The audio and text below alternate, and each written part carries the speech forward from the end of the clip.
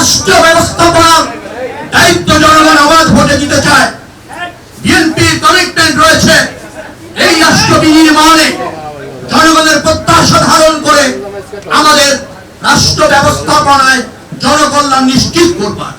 সেই লক্ষ্যে সব শ্রেণী পেশার মানুষ, আমি আবারও বলছি, যারা শুধু ফ্যাসিবাদের দোষণ নয়, যারা ফ্যাসিবাদী সুবিধাভোগী নয়, তারা ছাড়া সবাইকে আমাদের দলে সম্পৃক্ত করতে হবে।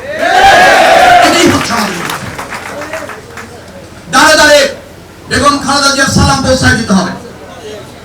জননেতা জনাব তারেক রহমানের সালাম পৌঁছে দিতে হবে। ৩১ দফার ভিত্তিতে বিএনপি রাষ্ট্র বিনির্মাণ করতে চায়, নতুন বাংলাদেশ বিনির্মাণ করতে চায়, সেটা আপনাদেরকে কাউন্সিল করে দিয়ে বুঝিয়ে দিতে হবে। এটাই হচ্ছে কাজ। আমার বক্তব্য সেটি হচ্ছে নেতা নির্বাচনের প্রক্রিয়া চলছে। ঢাকা মহানগর বিএনপির 2 নেতা এখানে উপবিষ্ট আছেন। ক্রাইসিস মোমেন্টে কেউ অনেক ঝুঁকি নিয়েছেন, কেউ হয়তো পারেন নাই, চেষ্টা করেছেন, কেউ দলের জন্য অনেক করেছেন, কেউ কম করেছেন, কিন্তু সবাই শক্তিতেই আজকে দল সুসংহত হয়েছে। আজকে ফ্যাসিবাদী পতন ঘটানো সম্ভব হয়েছে। যারা অধিক ঝুঁকি নিয়েছেন, যারা শেষ পর্যন্ত লড়েছেন, নেতৃত্ব দিয়েছেন, নিশ্চয়ই কমিটি গঠনের ক্ষেত্রে তাদেরকে মূল্যায়ন করতে হবে। যারা অপেক্ষাকৃত কম ভূমিকা রেখেছেন, নিশ্চয়ই তারাও কমিটিতে থাকবেন। কিন্তু যারা যোগ্যতার পরিচয় দিয়েছেন, যারা ফ্যাসিবাদের বিরুদ্ধে বলিষ্ঠ ভূমিকা রেখেছেন, তাদেরকে সুপারসিড করে নয়। আমরা সবাই কম্বিনেশনে রাজনীতি চাই। যারা নতুন করে রাজনীতি ধানমন্ডিতে করতে আসছেন, এরকম আরেকটি আমি চিনি। আপনারা ধৈর্য ধরেন, রাজনীতির সাথে থাকেন, ধানমন্ডি থানা বিএনপির সাথে থাকেন, নিশ্চয়ই দল আপনাদের উপযুক্ত মূল্যায়ন।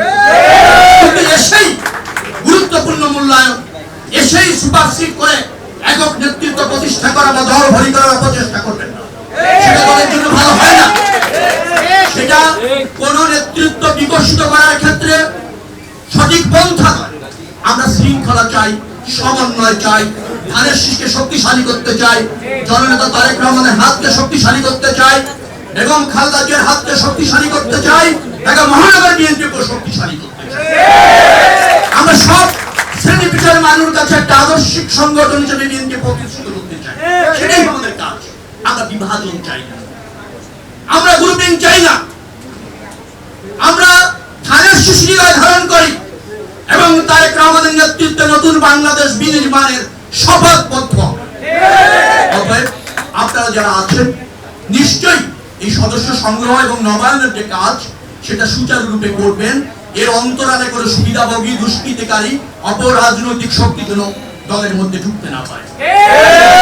পাশাপাশি যারা দলে আসলে দল হেলদিয়ার হয়, দল রিচ হয়, দলের ভাবমূর্তি উজ্জ্বল হয়, তাদেরকে আমরা এই সদস্য সংগ্রহ করে বিএনপির রাজনীতিতে সম্পৃক্ত হয়নি। আমাদের এই চ্যালেঞ্জ মোকাবেলা করতে হবে, দলকে জনবান্ধব করতে হবে, দুষ্কৃতিকারীদের দলে করে প্রশ্রয় থাকবে না, এটা নিশ্চিত করতে হবে। এবং মহানগরের অন্যান্য নেতা যারা উপস্থিত আছে, তাদের নিয়ে চেষ্টা করেছি, সফল হয়েছি, ফ্যাসিবাদের পতন হয়েছে। এটা আমাদের দলের প্রতি কমিটমেন্ট, দলের প্রতি আমাদের দায়িত্ব পালনের উদাহরণ। অতএব ভাইরা আমার বক্তব্য রফিকুল ইসলাম মজনু রাখবেন। আমি খালি এতটুকু আপনাদের কাছে আশা করব যে আমরা সংকটে ঐক্যবদ্ধ থাকবো, আমরা চ্যালেঞ্জ ঐক্যবদ্ধভাবে নিব, আমরা বিভাজন করব না। রাজনীতিতে যারা যে অবস্থায় ছিলেন, যতটুকু করেছেন তার সঠিক মূল্যায়ন চাই। কিন্তু নতুন ভাবে এসে রাজনীতিতে বিশৃঙ্খলা তৈরি করা, বিভাজন তৈরি করা, সেটা আমরা কেউ প্রশ্রয় দিব না, দলও প্রশ্রয় দেবে না।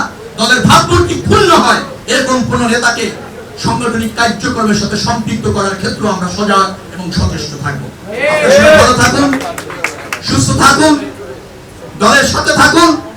আপনাদের পারিবারিক জীবন সুন্দর হোক, মঙ্গলময় হোক, সমৃদ্ধ হোক, এই প্রত্যাশা ব্যক্ত করে সবাইকে আবারও আগামী দিনের নতুন সদস্য হওয়া আহ্বান জানিয়ে, স্বাগত জানিয়ে শেষ করছি। আল্লাহ হাফেজ। বাংলাদেশ জিন্দাবাদ।